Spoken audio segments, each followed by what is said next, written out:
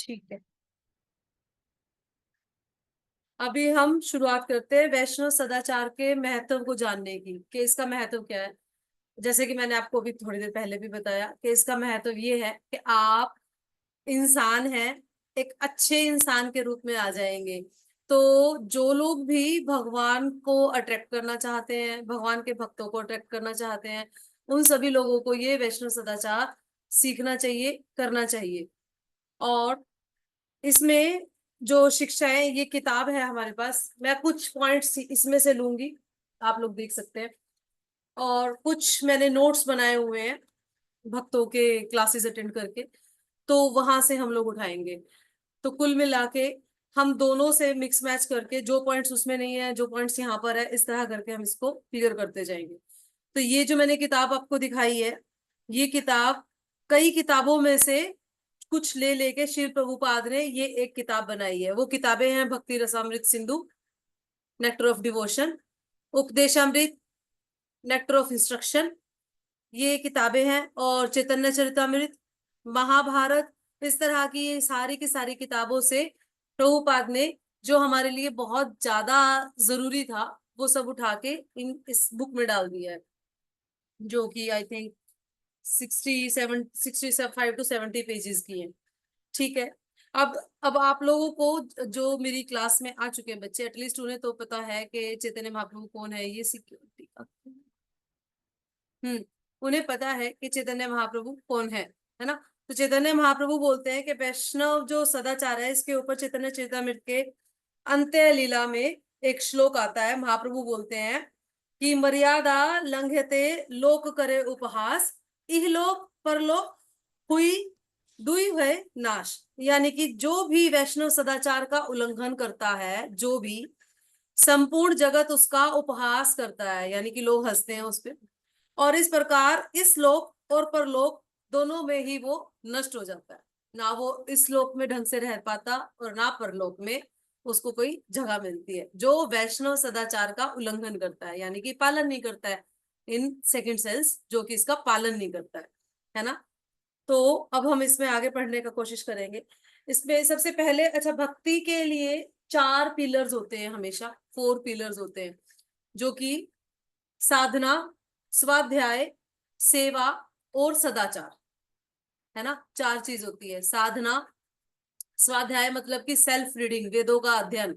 वेद नहीं है हमारे पास, भगवत गीता और श्रीमद् भागवतम ये शास्त्र है ना, शास्त्रों का अध्ययन। फिर भगवान की, भक्तों की सेवा और सदाचार, ये 4 पिलर्स होते हैं भक्ति करने के। अगर इन चारों में से एक भी पिलर हिलता है, तो फिर आपकी भक्ति सही नहीं चल रही है। आपको चारों पिलर साइमल्टेनियसली बराबर बराबर चलाने पड़ेंगे, है ना। सेवा भी प्रॉपर, साधना भी बिल्कुल सही होनी चाहिए, है ना। और रीडिंग भी, आपका स्वाध्याय भी पूरा होना चाहिए, और साथ में सदाचार भी होना चाहिए। चारों चीजें मैनेज करते हुए अगर आप चलते हैं, तो आपकी भक्ति पूर्ण मानी जाती है। तो भक्ति पूर्ण मानी जाती है। तो आज हम इन चारों में से ये वाला टॉपिक ले रहे हैं, सदाचार, है ना। सेवा के बारे में भी आएगा इसमें बीच में थोड़ा थोड़ा, और साधना के बारे में भी आएगा कुछ एक पॉइंट्स। ठीक है।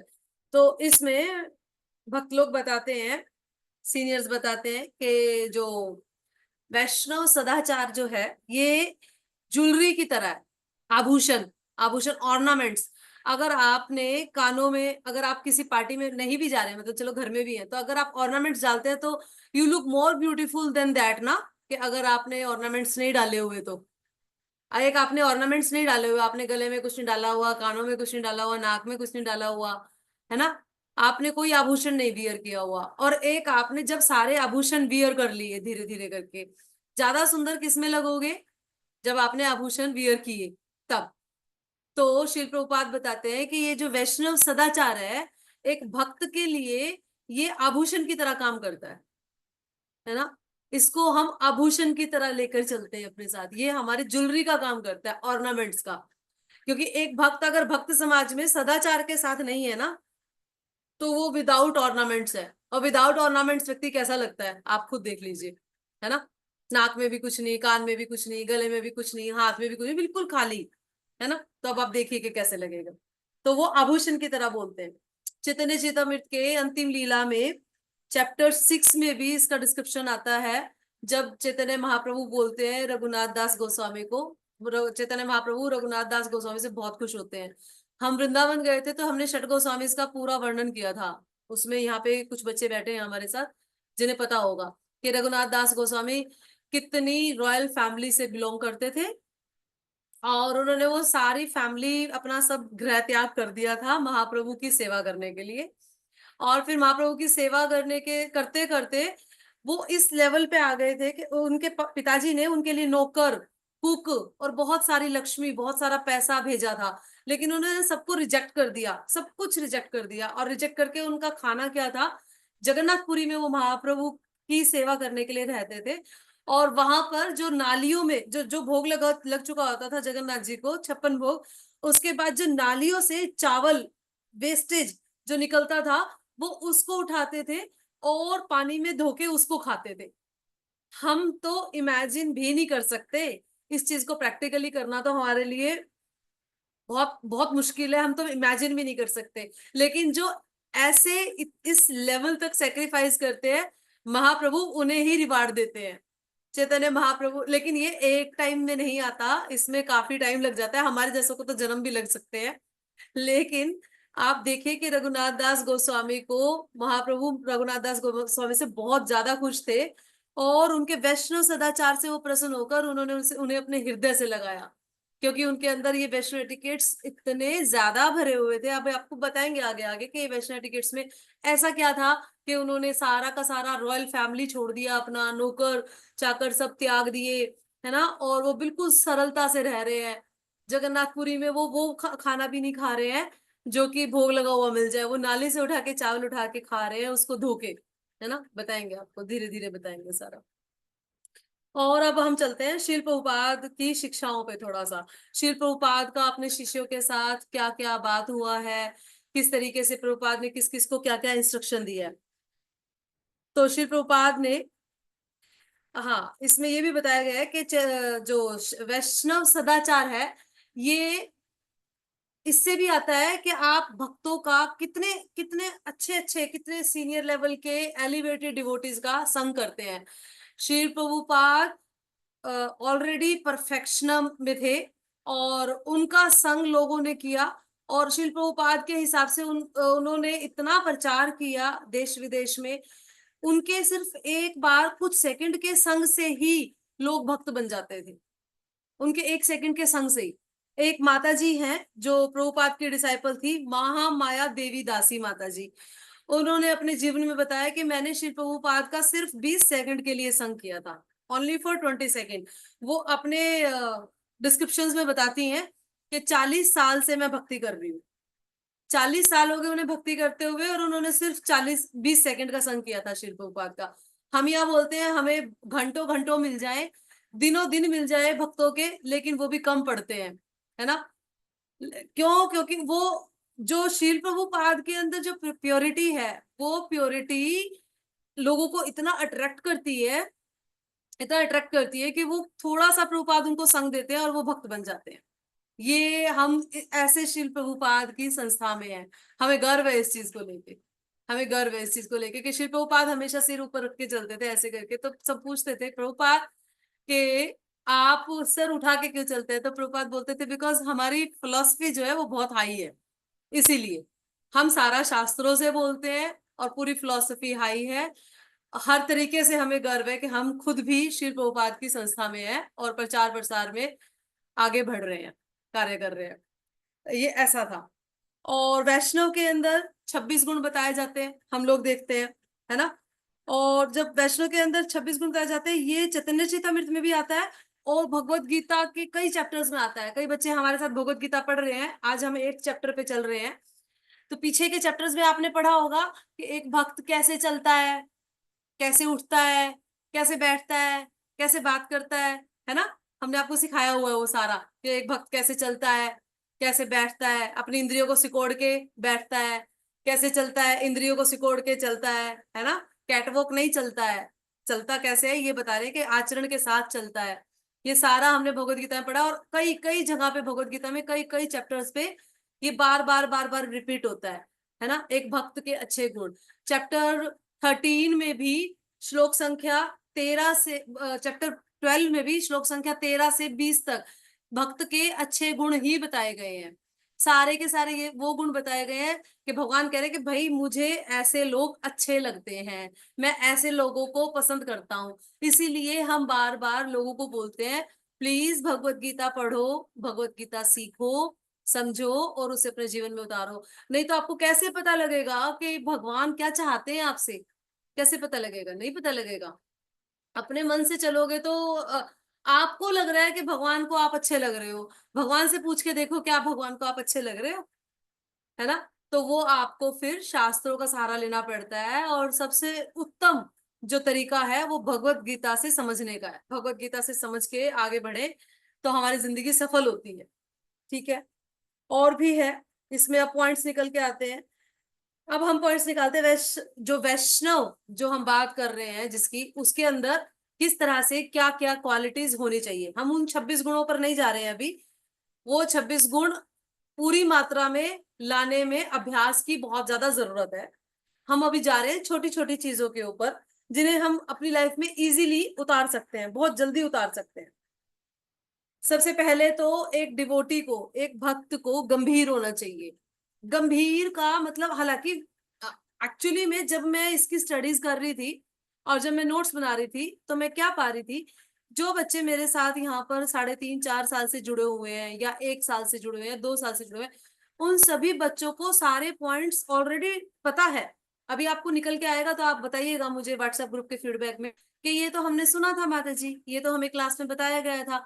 तो छोटी छोटी चीजें जो हम बात करते करते, डिस्कस करते करते, क्लास लेते लेते आपको बता देते हैं वैष्णव सदाचार की, उसे आज पूरे को इकट्ठा करके लाके बता रहे हैं।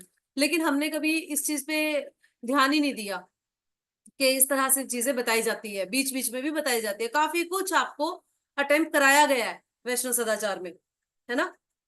फिर से करते हैं। अब मैंने बताया हुआ है कई बार कि गंभीर होते हैं। गंभीर का मतलब ये नहीं है कि आपके फेस पे स्माइल ही नहीं है, आप हमेशा मुंह को बंद करके बैठे हुए हो, बिल्कुल भी स्माइलिंग फेस नहीं है। कोई आपसे हरे कृष्णा कर रहा है तो आप हरे कृष्णा ऐसे करके कर रहे हो। नहीं नहीं नहीं, ऐसा गंभीर नहीं। अगर आपको लगे कि नहीं नहीं ऐसा बताया गया वैष्णव सदाचार में, बिल्कुल नहीं बताया गया है। गंभीर का मतलब आप अंदर से गंभीर हो, अंदर से अपनी आध्यात्मिक उन्नति के लिए गंभीर हो, लेकिन बाहर से लोगों को अपना फेस उदासीन नहीं हो, उदास नहीं दिखा रहे हो, चिंतित नहीं हो, गंभीर हो, है ना। चिंतित, गंभीर और उदास होने में बहुत फर्क होता है ना। मैं मान के चलती हूँ कि यहाँ पे अच्छे बड़े बड़े बच्चे बैठे हैं और ये बड़े बड़े बच्चे इन 3 टर्म्स में अलग अलग इनको डिफाइन कर सकते हैं, इतनी कैपेबिलिटी है। नहीं भी है तो मुझसे पर्सनली मैसेज करके बाद में आफ्टर क्लास आप पूछ सकते हैं कि क्या फर्क होगा दोनों सब में, है ना। तो गंभीर होना चाहिए। और दूसरी बात, किसी को भी क्रिटिसाइज करने से बचना चाहिए, है ना। गंभीरता का मतलब स्पेशली आप लोगों के लिए तो स्पेशल एक इंडिकेशन है, यूथ के लिए, जो हर वक्त एक एक जुनून में रहते हैं, है ना। आप लोगों के चारों तरफ कानों में गाने चलते रहते हैं, सॉन्ग्स चलते हैं, कुछ म्यूजिक चलता रहता है ना हर वक्त। ये एज का एक फेज ऐसा है कि आप लोगों के सॉन्ग्स, म्यूजिक चलता रहता है, हर चीज अच्छी लगती है, सुहावनी लगती है। इस मटेरियल वर्ल्ड की चीजें अगर इतनी अच्छी और सुहावनी लगती है तो इससे बाहर निकलने का कैसे सोचेंगे फिर हम? कभी भी नहीं सोच पाएंगे अगर यहाँ पे ही फंस गए, क्योंकि यहाँ की चीजें हमें इतनी आकर्षक लग रही है, इतनी मजेदार लग रही है कि हाँ, कानों में म्यूजिक चल रहा है, अच्छे से रहना है, टिप टॉप पहनना है, सब कुछ। इसीलिए मैं बता रही थी कि ये वैष्णव सदाचार हर एक के लिए है, लेकिन आप अपनी कैपेसिटी के अकॉर्डिंग ही उसको ले पाएंगे। तो ना तो इसमें निराश होइएगा कि हाँ मेरे तो लेवल की चीज नहीं है, मैं तो क्विट कर जाऊंगी। और बस भगवान से प्रार्थना कर सकते हैं कि भगवान हमें बुद्धि दीजिए, और जो सच्चाई है वो शास्त्रों के थ्रू हमारे पास आ रही है, और हम उसको एक्सेप्ट करने में कोशिश करें, इसको एक्सेप्ट करने की। ठीक है। और क्रिटिसाइज करने से बचना चाहिए व्यक्ति को। किसी को भी आलोचना कर दिया आपने, किसी की भी कैसे भी आलोचना कर दी। कोई कोई थोड़ा सा दिख रहा है कि कुछ गलत कर रहा है तो आपने उसकी बात दूसरे व्यक्ति को बता दी, या सही भी कर रहा है तब भी लेकिन आपके मन का नहीं कर रहा है ना, आप उसे पसंद नहीं करते हो। ये आपकी प्रॉब्लम है अगर आप उसे पसंद नहीं करते हो तो, है ना। लेकिन आप इस चीज से बचिए, क्रिटिसाइज करने से बचता है एक वैष्णव। अगर आपको कुछ गलती दिखती भी है तो भी आप बचिए। अपने नाम लिख दो भाई, आपको बोला गया है, आप अपने नाम लिखिए सभी बच्चे, प्लीज। जो बच्चों ने अपने नाम नहीं लिखे हुए वो नाम लिखिए यहाँ पर। तो क्रिटिसाइज करने से वो व्यक्ति बचता है। देखो ये संसार में, इस आध्यात्मिक, इस भौतिक संसार में द्वंद्व ही द्वंद्व है। यहाँ पर ईर्ष्या, द्वेष, ये सब कुछ मिलेगा आपको, आपको फेस भी करना पड़ेगा। लेकिन इसका मतलब ये नहीं है कि आप अगर उसे फेस कर रहे हैं तो आप उसका हिस्सा बन जाएं। एक होता है फेस करना, एक होता है हिस्सा बनना। आपको उसका हिस्सा नहीं बनना। लेकिन जैसे कि आप भगवान से द्वेष करके यहाँ पर लाकर गिर दिए गए हो, गिरा दिए गए हो, तो आपको यहाँ के द्वंद्व सहने भी पड़ेंगे, है ना। ये आपकी भक्ति, आपके आध्यात्मिक जीवन के लिए अच्छे रहेंगे। इसलिए भक्त को बचना चाहिए किसी की भी क्रिटिसिज्म को सुनने से। कोई क्रिटिसाइज कर रहा है उसको भी सुनना चाहिए। ये नहीं कि कोई दो लोग चुगली कर रहे हैं, मैं तो वहां पे सिर्फ बैठी थी, है ना, मैंने कुछ नहीं कहा, मैंने कुछ नहीं कहा। नहीं नहीं, ऐसा नहीं। आपने कुछ नहीं कहा लेकिन आप भागीदार थे और आप हिस्सा बन गए उसका, और आपको उसका पोर्शन मिलेगा, है ना। हम भगवत गीता में कर्म का ज्ञान ऐसे ही सीख रहे हैं सारा का सारा, कि आपको उसका पोर्शन मिलेगा। तो ना क्रिटिसाइज करें किसी को और ना सुने किसी का क्रिटिसिज्म। बचे इस चीज से, हमेशा बचे, ठीक है। और दूसरा, जब हम बोलते हैं वैष्णव संघ, वैष्णव संघ, वैष्णव संघ हमें उठाएगा, प्रभुपाद के कितने सारे कोट्स आते हैं, भक्तों के कितने सारे कोट्स आते हैं, डिवोटीज एसोसिएशन, वैष्णव संघ, वैष्णव संघ। व्हाट इज वैष्णव संघ? क्या वैष्णव संघ है? क्या क्या दो लोग जो जो माला भी कर रहे हैं लेकिन साथ में सेंस ग्रेटिफिकेशन के लिए एक दूसरे का संग कर रहे हैं, तो क्या ये वैष्णव संघ है? अगर आज वर्षा और नीलम को बोले कि नीलम मैं फ्री हूं, थोड़ी देर मेरे पास आ जा, चल मूवी देख के आएंगे, क्या बहुत बहुत हो गया आध्यात्मिक आध्यात्मिक करते हुए, थोड़ा सा चिल भी करते हैं, चलो। फिर मैं पूछूं कि कहाँ हो जी आप, तो आप कहोगे माता जी मूवी देख के आए हैं दोनों। क्यों देख के आए हो? थोड़ा सा चिल आउट करना था। बाहर के लोगों से तो आपने मना किया है बोलने से, ज्यादा बात करने से, फ्रेंडशिप करने से। तो लगा कि इन्हीं वैष्णव संग कर लूं, भक्तों के ही संग में चली जाऊं। पर भक्तों के संग में आप कर क्या रहे हो? भक्तों के संग में आप मूवी देख के आ रहे हो, है ना। क्या क्या वैष्णव संघ किया फिर आपने? नहीं किया। उसे वैष्णव संघ नहीं बोलेंगे, उसे सेंस ग्रेटिफिकेशन बोलेंगे। मैंने कई बार देखा है बच्चे आपस में बैठे हैं भक्त लोग, है ना, बेफिजूल की चर्चा कर रहे हैं, कुछ भी, कुछ भी, लेकिन भक्ति की बात नहीं कर रहे हैं। कभी पूछते हैं एक दूसरे से कि मैंने यहाँ तक इतना पढ़ा, मैंने ये किताब शुरू की है पढ़नी, तूने कितना पढ़ा, तू क्या पढ़ रही है? मेरा जब आज लेट हो गया क्योंकि आज मेरी ऐसे ऐसे व्यवस्था नहीं बनी, तेरा जब किस वक्त हुआ? कभी एक दूसरे से पूछा हमने?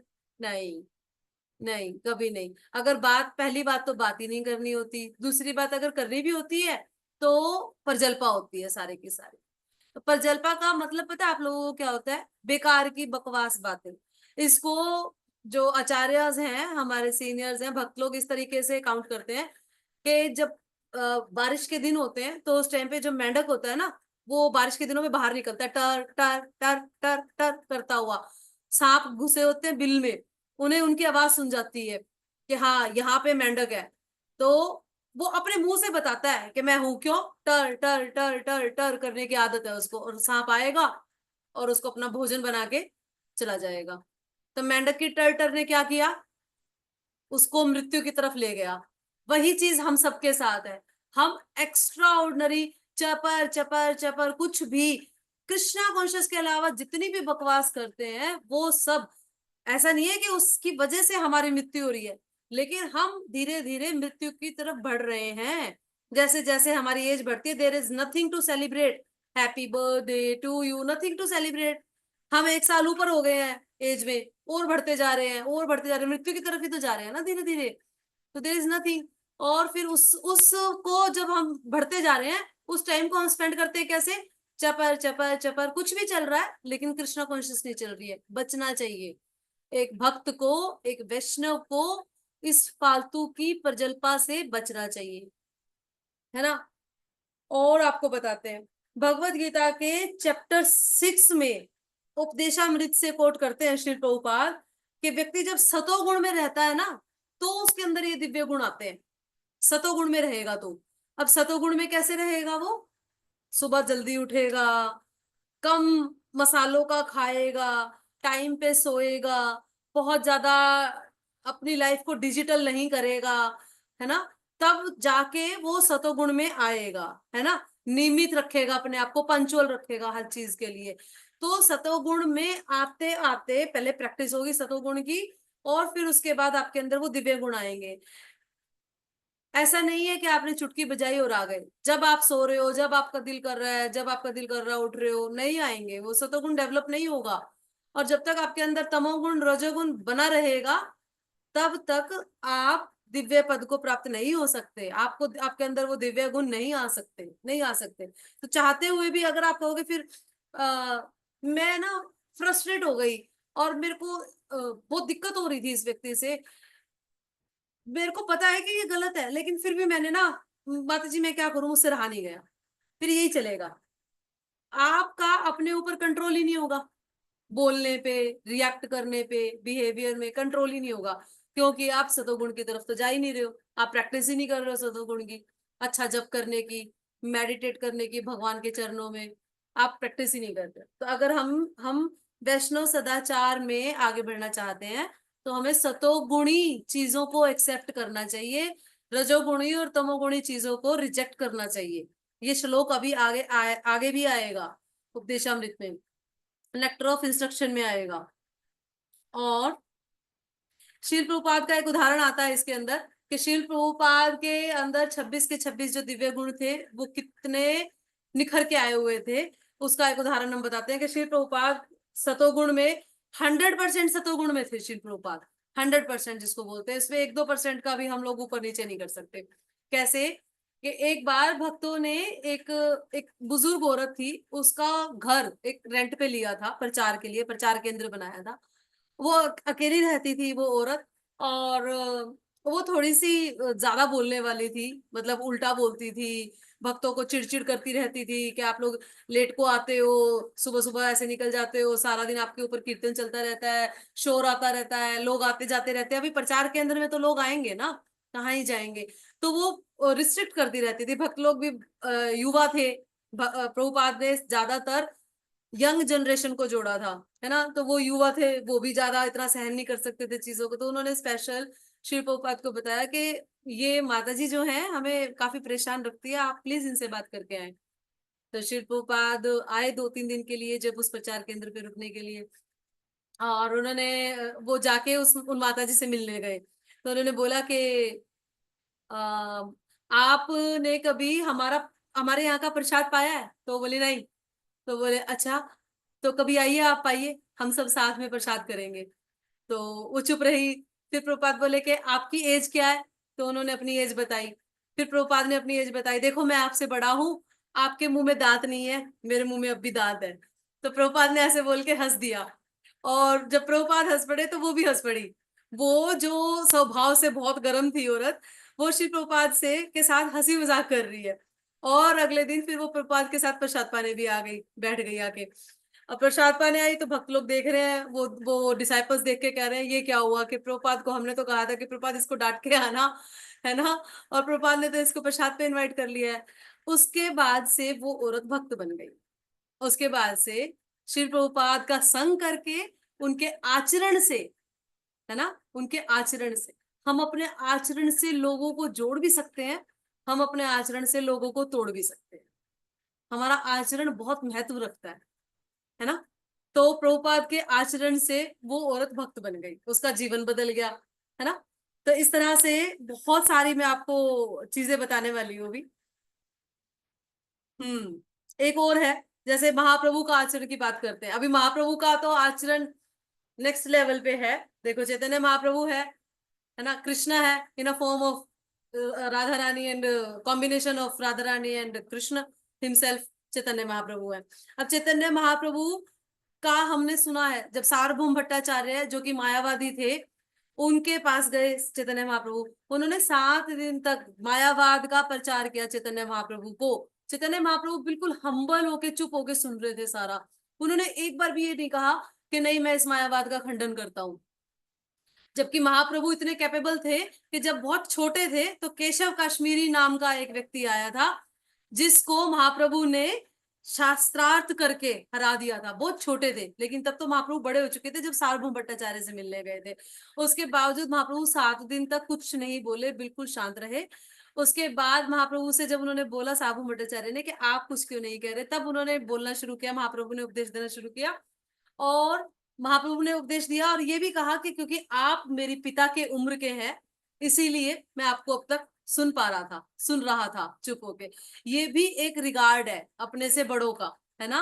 ये भी एक रिगार्ड है, लेकिन उस रिगार्ड में हमें ये नहीं बह जाना कि सामने वाला कह रहा है कि आपको भक्ति नहीं करनी और आपने कहा ठीक है।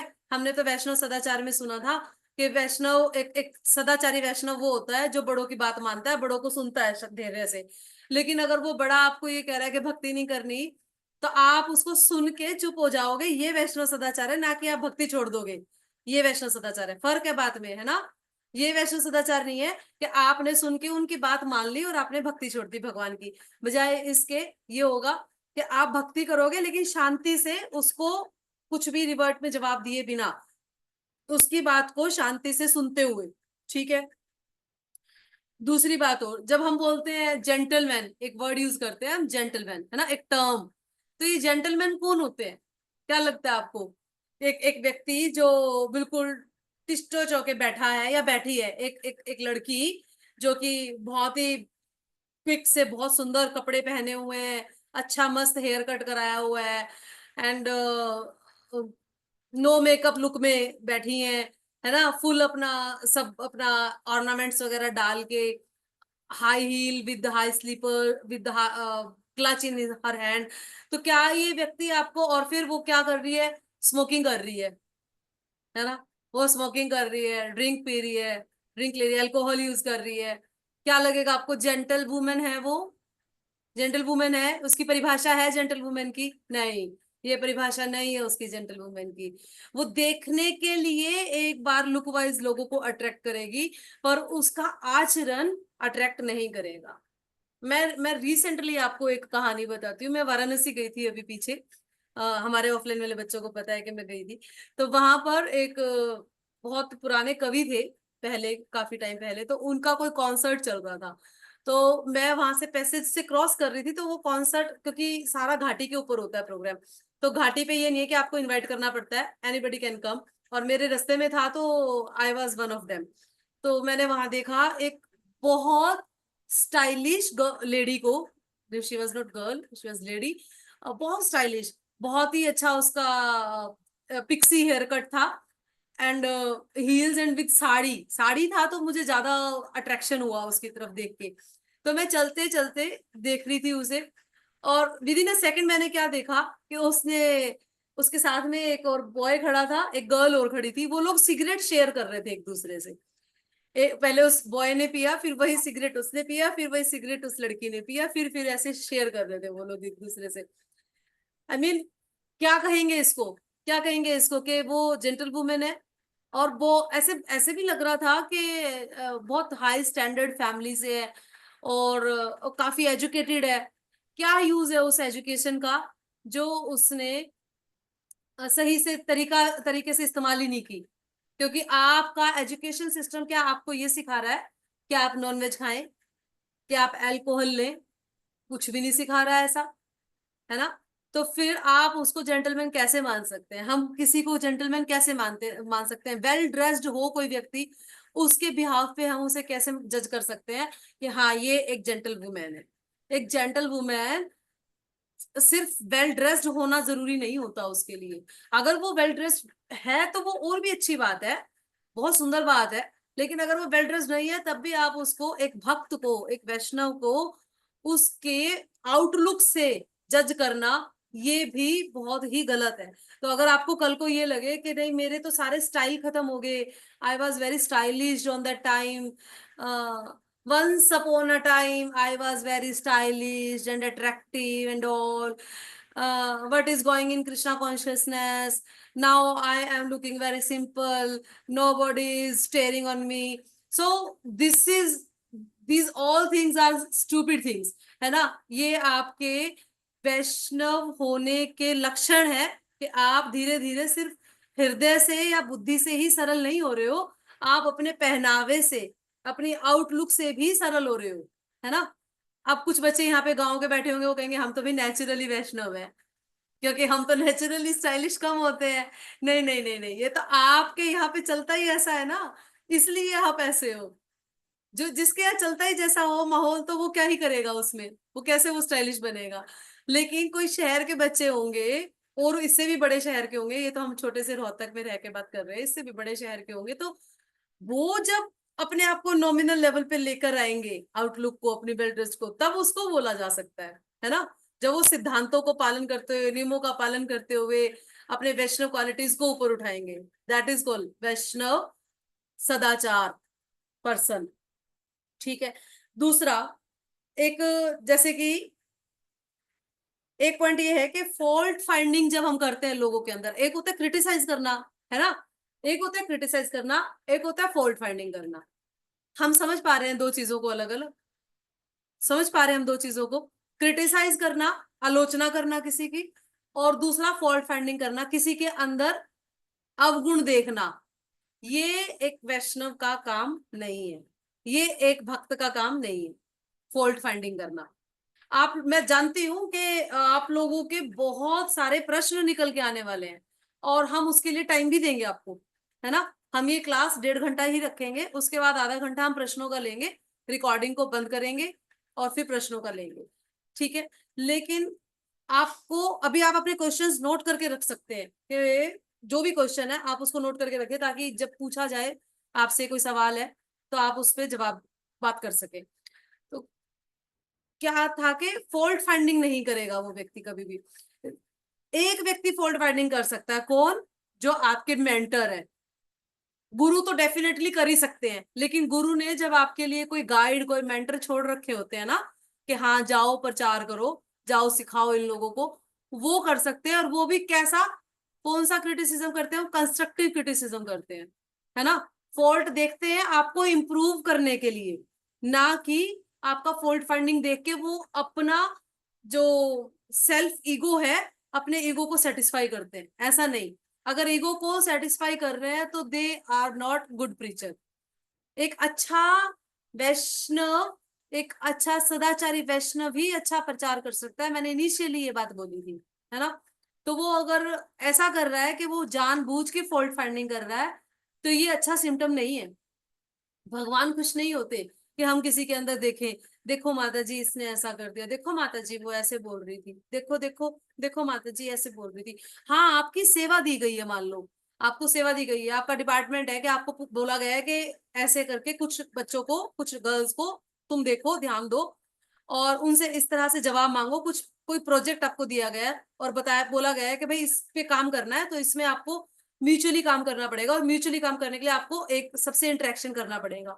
उस इंटरेक्शन में जब सामने वाला आपके अंदर आपको कोई कमी दिख रही है, तो डेफिनेटली आप उस कमी को देख के दूसरे बंदे को, सीनियर को, जिसने आपको सेवा दी है, वो उसको बताओगे।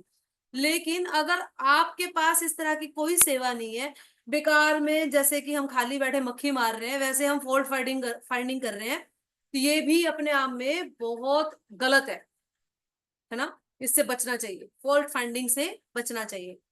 दूसरा चीज है, जब किसी की साधना बहुत अच्छी है ना, किसी ने मान लीजिए 3 बजे उठ के जप कर लिया, किसी ने, क्या कई बच्चे कर लेते हैं आजकल हमारे, अच्छे चल रही है प्रोग्रेस।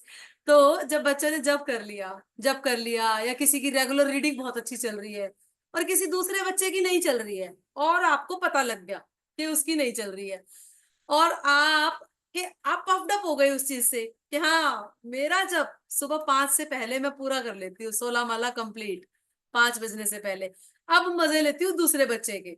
जब भी संडे क्लास में आए, हाँ भाई तेरा जब किस टाइम होता है, तू कितनी रीडिंग करती है ना।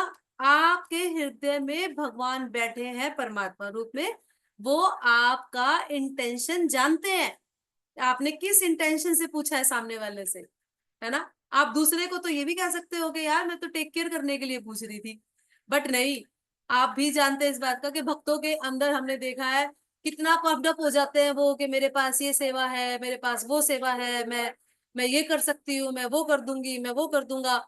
तो भक्ति करने का भी अपना एक अलग ही घमंड है उनके अंदर, है ना। वैष्णव सदाचार में इससे बचा जाता है। भक्ति करने का एक अपना ही प्राउड है कि हम भक्ति करते हैं। मान लीजिए आपके घर में सिर्फ आप भक्ति कर रहे हैं और बाकी मेंबर्स नहीं कर रहे हैं, तो ये तो बेकार लोग हैं, इन्हें क्या ही पता Krishna is the supreme personality of God dad. अब इन्हें कौन ही सिखाएगा, भगवान ही सिखाएंगे, अगले जन्म लेंगे ये सड़ेंगे, हमारा क्या जा रहा है। हम भक्त हैं, हम अच्छे चल रहे, बढ़िया जीवन चल रहा है हमारा। नहीं नहीं नहीं, ये भी अपने आप में मतलब अजीब सा ही घमंड है। भक्ति का घमंड कर लिया आपने, भक्ति का घमंड हो गया। ये इससे बचना चाहिए। अक्सर ऐसा होता है, अक्सर हमने देखा है, अक्सर हमने देखा है लोगों को कि अकेले अगर वो डिवोटी बन गए हैं तो वो अपने घर में लोगों की वैल्यू करना बंद कर देते हैं कि भाई हमें कॉन्सेप्ट क्लियर हो रहे हैं, हमें समझ में आ गई ये चीजें, ये तो पागल है, इनको पता नहीं है कुछ भी। या उसको भी छोड़ो, चलो वो तो फिर भी इनोसेंट लोग हैं, भक्तों के बीच में ही, भक्तों के समाज में आके ही शुरू हो जाते हैं वो कि मैं ऐसा ऐसा कर लिया, मेरी ऐसे ऐसे सर्विस है, मैं संभाल रही हूँ। वो ये चाहते हैं कि सीनियर उन्हें हर वक्त रिवार्ड देता रहे, हर वक्त बोलता रहे, देखो जी सुनो, आपके लिए एक अनाउंसमेंट है, ये फला फला बच्चा देखो कितनी सेवा कर रहा है, देखो कितना कुछ संभाल रहा है, देखो कैसे कर रहा है। बचना चाहिए इन सारी चीजों से ना, बचना चाहिए। डिवोटीज का हमने ऐसा हाल भी देखा है कि अगर उन्हें कीर्तन लीड करने के लिए माइक नहीं मिलता तो वो मुंह सजा के बैठ जाते हैं कि हमें क्यों नहीं मिला माइक कीर्तन करने के लिए। कीर्तन तो आप कर ही रहे हो ना, बैक में कर रहे हो, भगवान को ही तो सुनाना है ना। माइक पे लीड करने से क्या हो जाएगा, भगवान को ही तो सुनाना है। लेकिन नहीं, वो नाराज होके चले जाते हैं, फिर उन्हें दो तीन भक्त मनाने जाते हैं, आ जाओ आ जाओ आ जाओ प्रभु जी, ऐसा कुछ नहीं है प्रभु जी, सॉरी प्रभु जी, और हिसाब नहीं बना प्रभु जी इसलिए टाइम वो आपको मौका नहीं दे पाए। नहीं नहीं नहीं नहीं, दिस इज नॉट डन, ये ठीक नहीं है। तो ये भी एक वैष्णव की क्वालिटी है कि आपको पफ्ड अप नहीं होना है भक्ति करते, भक्ति का अपना एक घमंड, एक गुरूर आपके अंदर तो बल्कि भक्ति करते करते ये होना चाहिए कि मैं कुछ कर ही नहीं पा रही हूँ, कितना छोटा सा जीवन है और कितना कुछ है करने के लिए, है ना। यूं बीत जाएगा टाइम, यूं हाथ से रेत की तरह फिसल रहा है टाइम। इतना कुछ है करने के लिए, 24 घंटे कम पड़ते हैं। शरीर थक जाता है तो थोड़ी नींद देनी पड़ती है, उसके बाद फिर वही लगता है कि ये अभी ये पेंडिंग है, अभी ये करना है, अभी ये करना है। कितना कुछ है भक्ति में करने के लिए, समंदर है ना। लेकिन हम अपने पफ्ड अप होने में लगे हुए हैं कि हम ये सब कुछ जो कर रहे हैं ना सिर्फ पफ्ड अप होने के लिए कर रहे हैं, ताकि मैं लोगों को बता सकूं कि मैं इतना कुछ कर रही हूँ। नहीं नहीं, ये नहीं चलेगा। अच्छा, दूसरा, बैक बाइटिंग करना, है ना, ये मैंने बताया था, क्रिटिसाइज करना, बैक बाइटिंग करना, पीछे से किसी की आलोचना करना, पीछे से भी किसी की बैक बाइटिंग करना ना, बहुत ही घृणित है ना। मुझे इस तरह के हिंदी के जो टर्म्स है ना, टेक्निकल टर्म्स, थोड़ा सा मेरा हार्ट टाइट है इनमें, तो आप अंडरस्टूड हो जाएं कि क्या बोला जाएगा इसको। बहुत बहुत ही थर्ड क्लास की चीजें हैं, है ना, बहुत थर्ड क्लास की चीजें हैं बैक बाइटिंग, बाइटिंग करना, ये सब। अच्छा, श्रील प्रभुपाद एक लेटर में बताते हैं कि सनातन गोस्वामी ने अपने एक डिसाइपल को बताते हैं, श्रील प्रभुपाद एक लेटर में, कि सनातन गोस्वामी ने हरिदास ठाकुर को बोला कि मैं आपसे बहुत प्रसन्न हूं क्योंकि आपका व्यवहार और आपका प्रचार दोनों ही बेस्ट है। हमारा अक्सर क्या होता है, या तो व्यवहार अच्छा होता है, प्रचार अच्छा नहीं होता, या हमारा प्रचार अच्छा होता है, प्रचार मतलब आचार, सॉरी, प्रचार ही, या प्रचार अच्छा होता है, आचार अच्छा नहीं होता। आचार और प्रचार दोनों अच्छे होने जरूरी है, क्योंकि हमारा मूवमेंट चलता ही प्रचार से है। हम इस्कॉन का, कृष्णा कॉन्शियसनेस का मूवमेंट चलता ही प्रचार से है। हम सब रेस्टलेस होके, चाहे हम गृहस्थास हैं, चाहे हम वानप्रस्थी हैं, चाहे ब्रह्मचारीज हैं इस्कॉन में, सारे के सारे 24/7 रेस्टलेस होके आम लोगों की सेवा में लगे हुए हैं कि किसी तरह उनके जीवन बदल जाए, किसी तरह उनके जीवन सुधर जाए।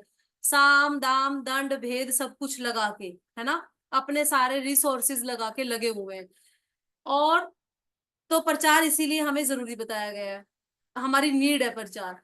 और अचार अच्छा नहीं है तो प्रचार अच्छा है, प्रचार अच्छा नहीं है तो अचार अच्छा है। कहीं हमारा व्यवहार खराब कर देता है, कहीं हमारे पास व्यवहार हमारा बहुत अच्छा है लोगों के साथ, है ना, लेकिन हम प्रचार करने से डरते हैं क्योंकि कंफर्ट जोन से बाहर नहीं निकलना होता। और प्रचार में आपको कंफर्ट जोन से बाहर निकलना पड़ता है, बहुत सारा निकलना पड़ता है। जब सेवाएं बैक टू बैक आती हैं तो आपको प्रचार में निकलना पड़ता है अपने कंफर्ट जोन से बाहर, है ना। जैसे कि कल मैं मीडिया सेवा के लिए पूछ रही थी, कंफर्ट जोन में थे सभी बच्चे। बहुत मजा आया देख के ना कि रिप्लाई ही नहीं आया, अच्छा लग रहा था। मैं कहा बहुत ही सुंदर बात है ये तो। आ, अच्छा है, मतलब इसमें कहीं ना कहीं क्रेडिट गोज टू मी शायद ना, कि मैं इतना प्रिपेयर ही नहीं कर पाई आप लोगों को, इस लेवल तक उठा ही नहीं पाई कि कंफर्ट से बाहर निकल के कुछ सेवा करने का प्रयास कीजिए। ये हमारा मूवमेंट है ना, ये हमारा मूवमेंट है सेवा। बताया अभी आप लोगों को सेवा, ठीक है। और आचार के साथ, अपने व्यवहार के साथ रखिए इस चीज को। और दूसरा शिल प्रभुपाद एक लेटर में बताते हैं अपने डिसाइपल गर्ग मुनि को कि हमें सबको एक दूसरे से कॉपरेट भी करना चाहिए। कॉपरेट शब्द पता होगा आप लोगों को, फेमिलियर हो आप सभी, कॉपरेट शब्द किसको बोलते हैं? कॉपरेशन, है ना। हाँ, कैसा, किस टाइप का कॉपरेशन? इस टाइप का कॉपरेशन नहीं कि मूवी देखने जाना है, 3 बजे मेरे क्लास है, 5 वाले में चले, चल ठीक है यार 5 वाले में चल पड़ेंगे, कोई बात नहीं, एडजस्ट करती हूँ मैं तेरे लिए, है ना। नो, नो, नहीं। भक्ति में कोऑपरेशन, है ना। जैसे कि हमने जपा सेशन शुरू किया मॉर्निंग का, फिर एक और बैच शुरू किया ताकि बच्चे आ सके। 2 बैच सभी बच्चों के लिए किए थे कि सभी आ सके, चलो उन्हें 5 वाला नहीं सही लग रहा है, अर्ली लग रहा है तो बाद वाले में आ सके, लेकिन ठीक है उन्हें 6 वाला भी नहीं ठीक लग रहा तो नहीं आ पा रहे हैं। ये हमारी तरफ से कॉपरेशन था आप लोगों के लिए, है ना। सहयोग की भावना हमेशा बनी रहनी चाहिए दूसरों के साथ। हम अपना अपना सोचे, बस मेरा उद्धार हो जाए, तो आपका अकेले का उद्धार नहीं होगा, है ना, कभी भी नहीं होगा। अकेले अपना जहाज तो उड़ाना है, अपनी प्रैक्टिसेस तो अकेले ही करनी पड़ेगी। उसमें ये नहीं होगा कि नीलम की प्रैक्टिसेस चेतना कर लेगी कि भाई मेरी जगह तू कर ले जब, है ना, वो अलग अलग ही होगा। लेकिन कॉपरेशन किस सेंस में, कि जहां पर आपको लग रहा है कि मैं कॉपरेट कर सकती हूँ सामने वाले से, उसे, मान लो किसी को कोई चैप्टर, अभी हमारे पास कुछ नए बच्चे आए हैं, पुराने चैप्टर्स जो है हमारे, उनके ओवरव्यू समझाने का जिम्मा कोई 2-3 बच्चे ले, कॉपरेशन है उनके साथ, है ना, सेवा भी है। सेवा में कॉपरेशन भी है कि चलो भाई हम समझाएंगे आपको, हम बताएंगे आपको क्योंकि हमने सीखे हैं, है ना।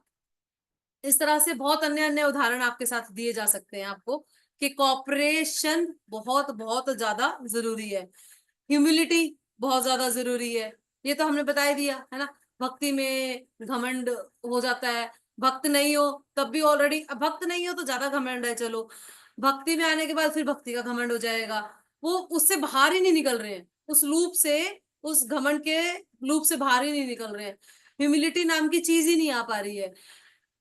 मैं देख पाती हूँ कई बार, जो मेरा ऑब्जर्वेशन है, जब मैं आप लोगों को टूर पे लेके जाती हूँ कभी, किसी ने थोड़ा सा कुछ बोल दिया, दूसरी लड़की उसको इमीडिएट रिप्लाई करती है, क्विक, फटाफट, कि मैं छोटी नहीं दिखनी चाहिए यहाँ पे, है ना, इसने ऐसे बोल कैसे दिया। महानता नहीं साबित कर रहे आप वहां पे अपनी, कभी लग रहा हो आपको कि मैं महान दिखूंगी इससे बहुत ज्यादा, है ना। या फिर दूसरा ऑप्शन ये हो जाता है कि चल बोलना नहीं है, कुछ लोग नहीं बोल पाते हैं तो वो चिढ़ के चले जाते हैं, है ना। अपने, अब उनके फेस एक्सप्रेशन से पता लग जाता है कि हाँ ये चिढ़ चुके हैं बुरे तरीके से। ये तो नहीं बता रहे, ये प्रभुपाद नहीं बता रहे अपने डिसाइपल्स को, कहीं पे भी किसी लेटर में नहीं बता रहे ऐसी चीजें। कॉन्फ्लिक्ट्स आएंगे, लेकिन उनको रिजॉल्व करने का भी एक अपना पैटर्न है, कॉन्फ्लिक्ट्स को रिजॉल्व करने का भी अपना एक तरीका है, उस उन्हें सुलझाया जा सकता है। कॉन्फ्लिक्ट्स आएंगे, हमेशा हमें हर किसी की बात अच्छी नहीं लगेगी और हर किसी की बुरी भी नहीं लगेगी, लेकिन जिसकी अच्छी लग रही है उसके साथ बहुत ज्यादा मित्रता करना, या जिसके साथ बुरी लग रही है उसके ऊपर उल्टा जवाब देना, ये गलत है ना, ये गलत है। मैं कई बार नोटिस करती हूँ कि बच्चे चूकते नहीं है उल्टा बोलने से। थोड़ा सा भी किसी ने किसी को सुई चुभा दी, वो वहां पे उसी वक्त उल्टा बोलता है उसको। अपनी डिवोशनल प्रैक्टिसेस इस लेवल पर लेकर आने की कोशिश कीजिए कि ह्यूमिलिटी नाम की जो टर्म है वो आपके अंदर घुस जाए। उसका रेशो हो सकता है थोड़ा सा कम ज्यादा हो जाए, पर धीरे धीरे करके, है ना, ह्यूमिलिटी आए। बैकबैटिंग नहीं करनी है, क्रिटिसाइज नहीं करना है, भक्ति का घमंड नहीं करना है, कितनी सारी चीजें हैं। मुझे एक सेकंड दीजिए, मेरा कंप्यूटर का बैटरी बोल गया। हाँ, ये तो क्लोज करने को कह रहा है भैया कृष्णा। ये क्या, चलिए, श्री कृष्ण। ठीक है, आगे चलते हैं।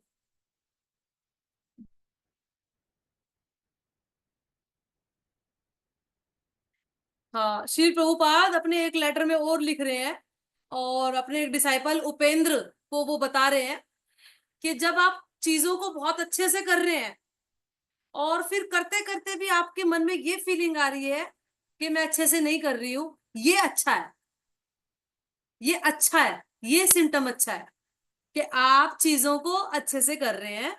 लेकिन फिर भी आपके हृदय में ये फीलिंग आ रही है, बाहर से नहीं।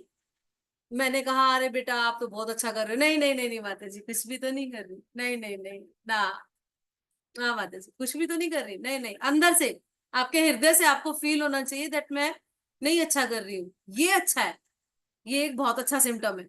तो श्री प्रपात कह रहे हैं you are good for everything but your attitude remain nothing in good is very nice, है ना, कि मैं कुछ भी अच्छा नहीं कर रही, ये बहुत अच्छी चीज है। एक लेटर में प्रभुपाद बोलते हैं अपने। दूसरा, श्री प्रभुपाद अपने एक लेटर में माधवी लता माता जी को बताते हैं। ये लेटर श्री प्रभुपाद अपने डिसाइपल्स को क्यों लिख रहे हैं, पहले मैं आपको बताती हूँ। कहीं ना कुछ सवाल उठता है डिसाइपल्स का, और प्रभुपाद फिर उनको जवाब देते हैं। कहीं उनका कोई सवाल उठता है, वो सवाल करते हैं लेटर के थ्रू, क्योंकि उस टाइम पे लेटर्स ही चलते थे। और फिर प्रभुपाद उनको लेटर के थ्रू उनके बात का जवाब देते थे। तो हमारे पास उनके लेटर्स नहीं होते डिसाइपल्स के कि उन्होंने क्या पूछा, प्रभुपाद अपने लेटर्स में लिखते हैं। उससे हमें पता लग जाता है, अंदाजा लग जाता है कि क्या सवाल का क्या जवाब था। तो तब प्रभुपाद बोलते हैं कि हम किसी भी तरह का कोई भी इलीगल काम ना करें, इससे हमारी इमेज खराब होती है ना। इससे हमारी तो होती है, हम जहां से जुड़े हुए हैं जिस संस्था से, उनकी भी होती है ना। तुम्हारे भक्त तो वहां थे, ऐसे कर रहे थे, वैसे कर रहे थे। हमारे यहाँ एक डिवोटी थे, वो स्टेज पे डांस कर रही थी माता जी, और शॉर्ट क्रॉप वगैरह पहन के। हर वक्त वो तिलक लगा के घूमती है, तुलसी कंठी लगा के, तिलक लगा के, हाथ में माला, गले में माला डाल के, और वो शॉर्ट क्रॉप पहन के स्टेज पे डांस कर रही थी। हमने नहीं देखा उन्हें, लेकिन और लोगों ने देख लिया। पब्लिक ने यू कैन से, और पब्लिक ने आके बताया हमें, आपके भक्त तो ऐसे करते हैं, ऐसे करते हैं भक्त लोग क्या, ऐसा बोला उन्होंने, ऐसे करते हैं भक्त लोग, ऐसा होता है क्या। अब आप गली में खड़े होके चिल्ला रहे हो, खूब जोर जोर से चीखे मार रहे हो, बहुत फैशन करके निकल रहे हो बाहर, है ना, लोगों को क्रिटिसाइज कर रहे हो, या कुछ भी, किसी से भी भिड़ रहे हो, रास्ते में कोई बोल गया तो उसको उससे भिड़ गए, तो बहुत अच्छे लक्षण है क्या, नहीं। श्री प्रभुपाद इस लेटर में, प्रभुपाद के लेटर्स स्पेशली इसलिए पढ़ रही हूँ ताकि आपको पता लगे कि ये हमारे अपने बनाई हुई बातें नहीं है, कि ऐसे नहीं ऐसे करना चाहिए, ऐसे नहीं ऐसे करना चाहिए। इस्कॉन के संस्थापाचार्य बोल रहे हैं, फाउंडराचार्य बोल रहे हैं श्री प्रभुपाद, जिनका शास्त्रों में वर्णन आया है, जिनको चैतन्य चेतामृत में वर्णन आया है। प्रभुपाद महाप्रभु बोलते हैं कि मेरा सेनापति आएगा, वो चुप सेनापति रहते। जिनका शास्त्रों में, कई जगह, मनीषा अपना माइक बंद करो, शास्त्रों में वर्णन आया है कि श्री प्रभुपाद भगवान के शक्त्यावेश अवतार है, शक्ति रूप लेके आए थे उन भगवान की। प्रभुपाद ने एक जगह बोला भी था भक्तों को कि मैं नहीं आना चाहता था, कृष्ण ने मुझे जबरदस्ती भेज दिया, मैं नहीं आना चाहता था, है ना। महाभागवत है श्री प्रभुपाद। और हम देख सकते हैं उनकी जर्नी को भी। 70 साल की उम्र में कौन अमेरिका जाता है भाई, लोग अपने मृत्यु के दिन गिन रहे होते हैं। वो अमेरिका गए हैं 70 साल की उम्र में, 40 रुपए हाथ में लेके आज। और उन्होंने 11 साल में कितने बार पूरे पूरे संसार का भ्रमण किया है। और 11 सालों में 100 मंदिरों की स्थापना कर दी थी श्रील प्रभुपाद ने। इस्कॉन के मंदिर, जिनके प्रोजेक्ट, जिनका इवेल्युएशन करो तो करोड़ों रुपए का होता है, ऐसे मंदिरों की स्थापना कर दी थी। इतने सारे अनगिनत शिष्य बना लिए थे, फॉरेनर्स को शिष्य बना लिया था। इंडियंस की तो चलो हृदय में चेतना रहती है भक्ति की, कहीं ना कहीं ना। इंडियंस को तो भक्ति होती है थोड़ी बहुत, शुरू से ही बचपन से डाल दी जाती है। फॉरेनर्स में तो हु इज गॉड, हमने स्पेशली सेशन रखे होंगे हु इज गॉड, उन्हें बताया जाता है कि हु इज गॉड, गॉड कौन है ना। तो उनकी कॉन्शियसनेस तो इतनी दबी हुई, इतनी मरी हुई थी, उनको भक्त बनाया शिल प्रभुपाद ने, वो शिल प्रभुपाद। इसलिए हमारे लिए उनके लेटर्स मायने रखते हैं, कि वो अपने डिसाइपल्स को जो लेटर्स बोलते हैं। और जब शिल प्रभुपाद इस तरह की चीजें बोल रहे हैं, तो यानी वो निर्देश सिर्फ उन माता जी के लिए नहीं है, माधवी लता माता जी के लिए नहीं है, सिर्फ उपेंद्र प्रभु के लिए नहीं है, ये लेटर्स हमारे लिए हैं, है ना। ये हमारे लिए, हमारे आचरण को अच्छा साफ सुथरा करने के लिए। ठीक है।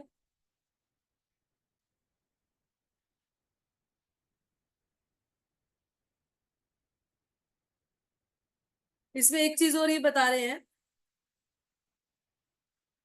कि जब हम भक्ति की क्रियाओं को अच्छे से करते हैं, यानी कि अपना नाम जप अच्छे से लेते हैं, हियरिंग रीडिंग अच्छे से करते हैं, भगवान की सेवा सुंदर तरीके से करते हैं, केवल कृष्ण प्रसाद पाते हैं, ग्रंथों का अध्ययन करते हैं, तो ये एक कवच की तरह हो जाता है।